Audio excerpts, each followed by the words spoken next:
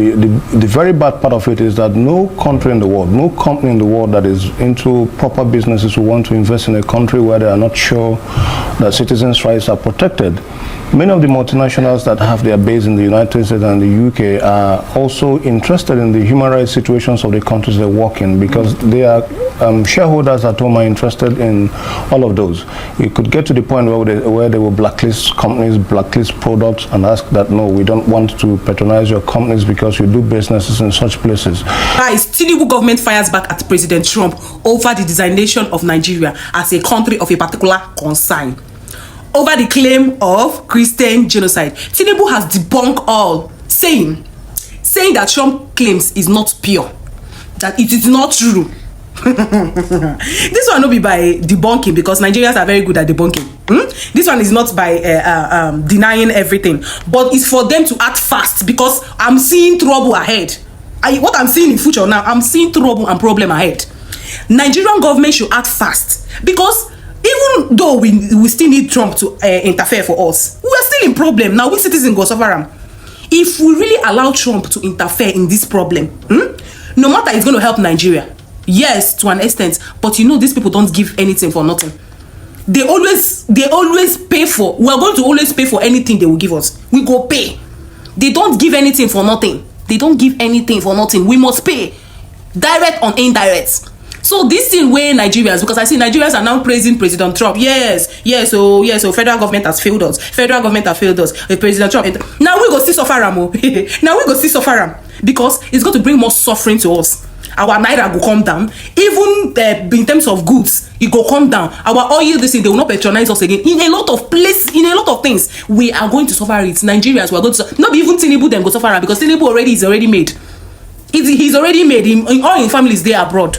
So now we go still suffer. So all this is that Nigerians are praising Trump. Make our mind dead there. Anyway, guys, share the video and let's listen to Arise journalists. But then how much that affects the profitability of those companies and their ventures in those countries is something that we're yet to study. Because you still see them, you know, like the chevrons of this world, the Texacos in Myanmar, in all places of the world where, you know, religious freedom is forbidden. You know, countries where human rights are suppressed, countries where, you know, even freedom of expression and basic fundamental rights are not available at all. Yeah. So it's a very bad one, particularly because we're trying to launder our image at this time. It's a very bad development. Okay, and do you see this complicating the relations between both nations further, US and Nigeria? And what should be the smart response from Nigeria at this time? Yeah. In terms of a relationship between Nigeria and the United States, as this is concerned, is a very important one. The reason is simple. You know, for the United States to have come to a point of conclusion that Nigeria ought to be in that list and go a step forward to declare Nigeria as being a country of concern, means that they have been, you know, taking silent stock of what is going on in Nigeria. And genocide is one of those international crimes that no civilized world will want to hear. It doesn't matter whether it's against Christians, it doesn't matter whether it's against a simple tribe or a people, or a peoples, as we say in international law. It doesn't really matter.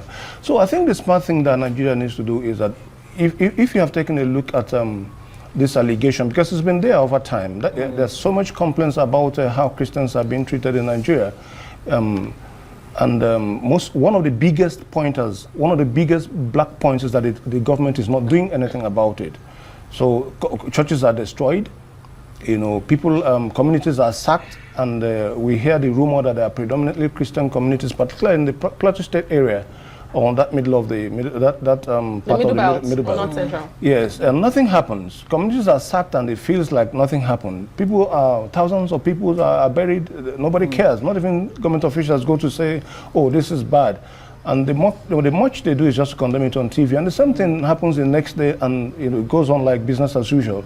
So I think this government should particularly exonerate itself from this complaint.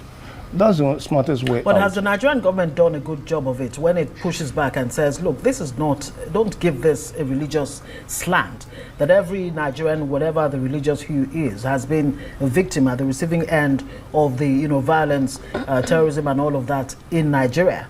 Have they done a good job of it? And how more complicated is it that we don't even have ambassadors that they are interfacing with to actually paint the correct picture of what's going on in Nigeria? Yeah, so let me start from the last point. Yes. You know, having ambassadors to pick, the countries don't get data from all these official quotas we may think. They have embassies around the world are like extensions of their countries there, so they have ways and means of getting data. And then it's not about Christianity, it's just that it's a population, because when you talk about genocide, you're talking about a selection of people you can put in a box in And one identity. and eliminate them. Yeah, so it doesn't matter. No. What I mean is that in terms of identification. Oh, yes. You know, so it could be a tribe. It could be, it may just be even a cult group, or even a splitter group. So it's not even about it being Christian. It's about it being that these are citizens of Nigeria or constituents in Nigeria who are being, you know, stereotyped, attacked because of their belonging to that group. Right. So that's a bad part of it. Yeah, opinions have been divided even back at home on what is going on exactly, whether it's genocide against Christianity or not. But we should be reminded that President Biden did remove Nigeria from this list. Why is Trump fixated? Is this a fixation for him? Because he was the first to put it there and he's back doing this. And just about 2 weeks ago, his special advisor on Arab and Africa, Masad Boulos, did say there is no Christian genocide in Nigeria. He said everyone has been a victim, like Ngozi highlighted. But here we hear from Trump almost 2 weeks after saying this is Christian genocide. Yeah, so the president holds it. So what changed? Is it Nigeria that changed between Trump and Biden and his special advisor, or is this local politics for Trump? No. This is not local politics. This is data speaking. This is data speaking, you know, and then again, this is Trump's attitude. He has been all over the world trying to make sure that minorities are protected. You can see what he did in the Middle East in the case of Palestine. Nobody saw that coming, but he was able to broker peace to make sure that the Palestinians are safeguarded and there's a little bit of peace in that region. This has been his attitude. And if you also watch what is going on in his intervention in Ukraine, you find out that this is a man who, you like it or not, is open to making sure there's peace around the world. And that's what the United States stands for anyway. So they go to the ends of the world to restore dignity to people whose dignity are being impaired by one way or the other. And most unfortunately, when governments are involved, you can even see what they are doing in Myanmar also, and certain other places of the world where such things are happening. And Trump has, consulted with U.S. Representatives Riley Moore, Tom Cole, as well as, House Reps Appropriations Committee to look into the matter and report back to him. Should this have been done first before adding Nigeria, to that list? The United States that I know don't work on, impulse. They don't work on impulse. There must be something on the table. The president doesn't listen to Nigerian news to see what is going on. He doesn't read Nigerian newspapers, but somebody does. Even though they didn't mention the source of, the information. Yeah, so but we are going to have access to that in the days to come. Professor Odoyeme of Veritas University, thank you very much for joining us. We'll see how things pan out and how the Nigerian government really responds to this.